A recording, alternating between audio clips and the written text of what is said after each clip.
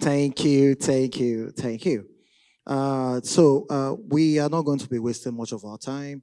We're now moving on to the development and implementation of minimum standards for AVFs and AFVs and the EVs. Okay, so this will be taken by the son of a standard organization of Nigeria. Please, a round of applause as I make welcome Timi Micheal. Please, a round of applause for Timi Micheal. Thank you. Good morning, everybody. My name is Engineer Timi Micheal, Standards Organization of Nigeria, and I bring you greetings from our Director General, Dr.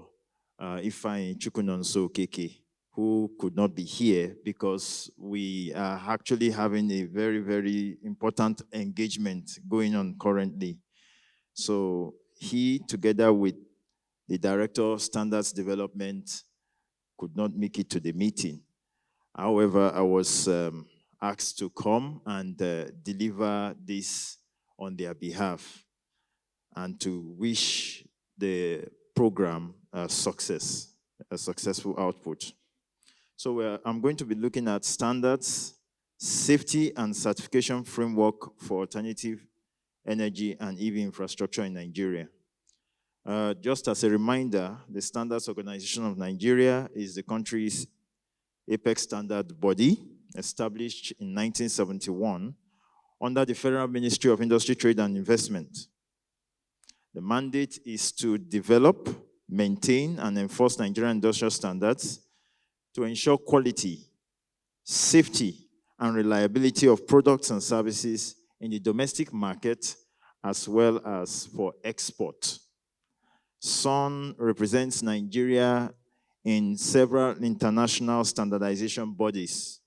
Examples include the ISO, that is the International Organization for Standardization, the IEC, International Electrotechnical Commission, ARSO, AFSEC, we have OMIL, and so many of them.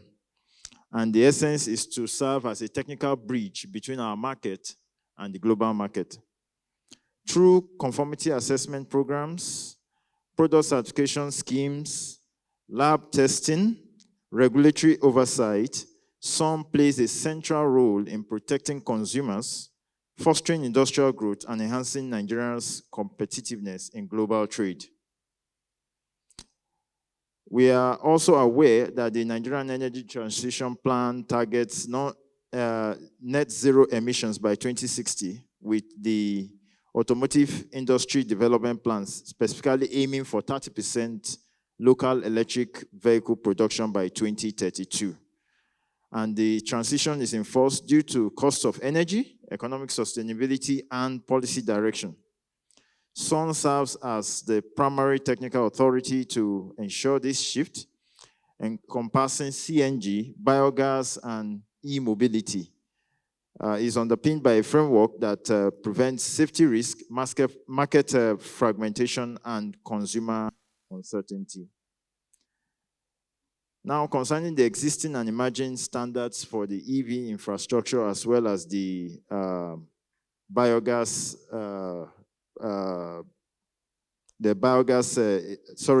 the auto gas industry. Nigeria is advancing its e-mobility agenda by harmonizing local standards with global technical requirements through the National Technical Committee on E-Mobility that was inaugurated last year. That was around October. And the committee validated a needs assessment that identified 36 priority IEC and ISO standards for adoption, covering vehicle safety, battery performance, charging infrastructure, and grid integration. The saying is like this: you want to create standards, it's better to check if there are existing standards and adopt, because it's easier than to reinvent new ones. Now, these standards include the priority standards, about 36 of them. Charging system standards, we have the vehicle and battery safety standards, and then standards that will facilitate grid applicable standard. And then the results will be reviewed by the Certification Decision Committee. And then once it's approved by the Director General, a certificate and associated mark will be issued. But now the certification is valid for a time period, of course, subject to annual surveillance inspections to confirm continued compliance. Let's also take note that different schemes have their different variables. So June, July, I think our first set of EV standards would have come out by then. I know one thing that many of us may be worried about is safety.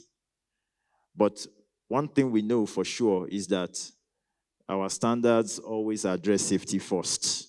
Safety first. Then you now consider others as very important as well. Without harmonized safety protocols, transition faces risk of fire, explosion, and environmental degradation. So the standards under development, they take into several critical considerations. Concepts like the technical safeguards, life cycle management for batteries, disposal of batteries, then retrofitting as well, and then the human factor. So our standards that are coming out have put aim to be a regional hub for e-mobility. We want to assure us that the work of SON is in line with global best practice. First and foremost, we are participating in international standardization bodies. Of course, we see how they do these things, and then we adopt their standards as well. Once we find out that the standards are suitable for our use. Let's also take note that those platforms are available for our impartiality. In conclusion, standards, safety, and certification frameworks are the backbone of Nigeria's alternative energy transition. By leveraging SON's existing certification schemes, adopting international standards, and ensuring safety through rigorous protocols, Nigeria can build a reliable and globally aligned infrastructure for EV, CNG, and biogas. Progress without standards is progress without stability. With collaboration across government, industry, academia, and civil society, Nigeria can lead responsibly in the transition to sustainable mobility. Our standards are available in our library. You can come at 8 Rulere Industrial Layout off Acme Road, Ogba, to make requests for your standards. Also, on a final note, I just want to let us know that, yes, you may want to participate so that your interests for the country is captured in the formulation of these standards. Yes, the door is open for participation. Thank you very much.